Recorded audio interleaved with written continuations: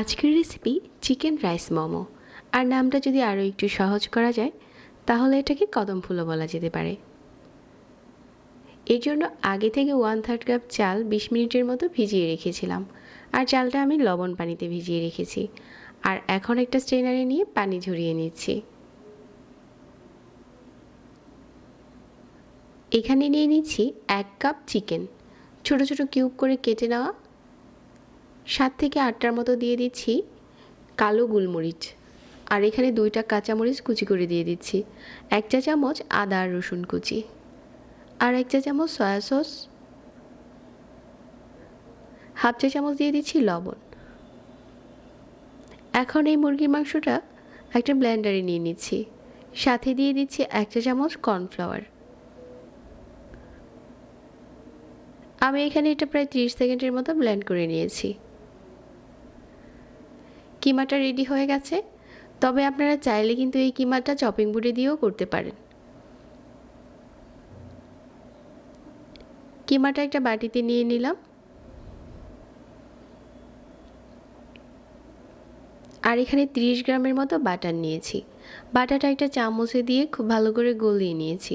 এখন এই গরম বাটারটা চিকেনের উপরে ঢেলে আবারও আলতো করে মিশিয়ে নিচ্ছি।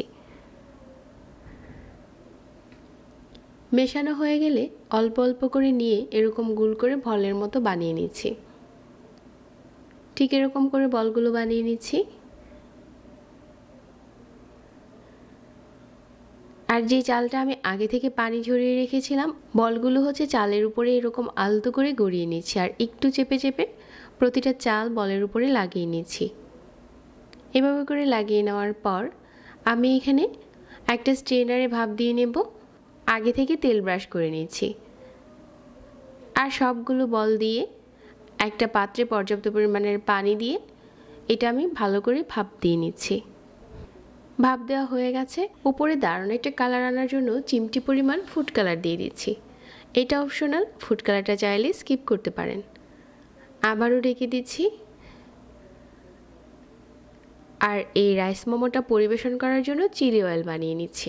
এখন একটা ফ্রাই প্যানে 1 চামচ তেল গরম করে নিচ্ছি। তেলটা খুব ভালো করে গরম করতে হবে। আর 1 টেবিল চামচ নিয়ে নিচ্ছি চিলি ফ্লেক্স। এই চিলি ফ্লেক্সটা হচ্ছে গরম তেলের উপরে দিয়ে দিচ্ছি। আর এখানে দিয়ে দিচ্ছি 1/4 চা চামচ লাল মরিচের গুঁড়া। আর এদিক দিয়ে হচ্ছে আমাদের মোমোটাও ভাপ দেওয়া হয়ে গেছে। চুলা থেকে নামিয়ে নিচ্ছি।